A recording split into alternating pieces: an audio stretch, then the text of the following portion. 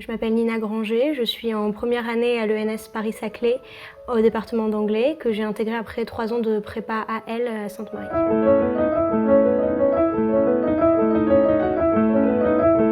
Alors pour le moment je suis donc en L3 à l'ENS Paris-Saclay conjointement à l'Université de Paris, donc Paris Diderot.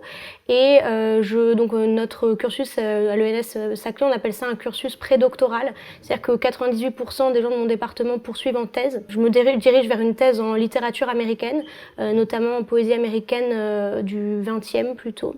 Et en fait, l'année prochaine, je pars aux États-Unis pendant 1 an, parce qu'à Saclay, on a 1 an au département d'anglais, 1 an obligatoire dans un pays anglophone.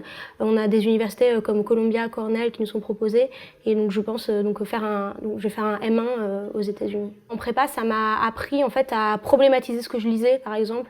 J'ai passé Ulm sur dossier, enfin j'ai eu Ulm sur dossier que j'ai refusé pour Saclay, et en fait j'avais fait un projet où je problématisais deux auteurs, Whitman et Ginsberg, et en fait, cette approche problématique, c'est la prépa qui me les a données. C'est-à-dire qu'avant, je le lisais plutôt un peu en anglophone et un peu en dilettante, et c'est la prépa qui m'a permis de concrétiser ça dans un projet de recherche. Ça permet surtout en fait de mettre tout ce qu'on apprend en perspective, et c'est quelque chose, je pense, qui est vraiment au cœur de la démarche des ENS en fait. Je pense que la prépa et à Sainte-Marie, je trouvais particulièrement vraiment prépare au travail, à l'esprit de recherche en fait. C'est-à-dire qu'on peut aimer lire en dilettante de la poésie et ne pas comprendre toutes les problématiques culturelles, notamment quand on est angliciste, culturelles, civilisationnelles qu'il y a derrière, littéraires. Et en fait, grâce à la prépa, on développe une curiosité qui est beaucoup plus organisée, qui est beaucoup plus,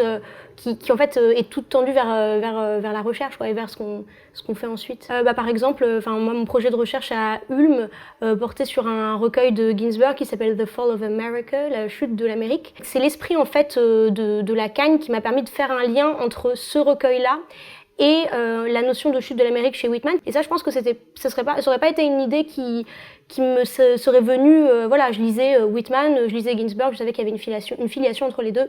Mais le fait en option anglais, par exemple, de lire un peu de critique, etc., ça a vraiment permis de faire des liens entre les deux.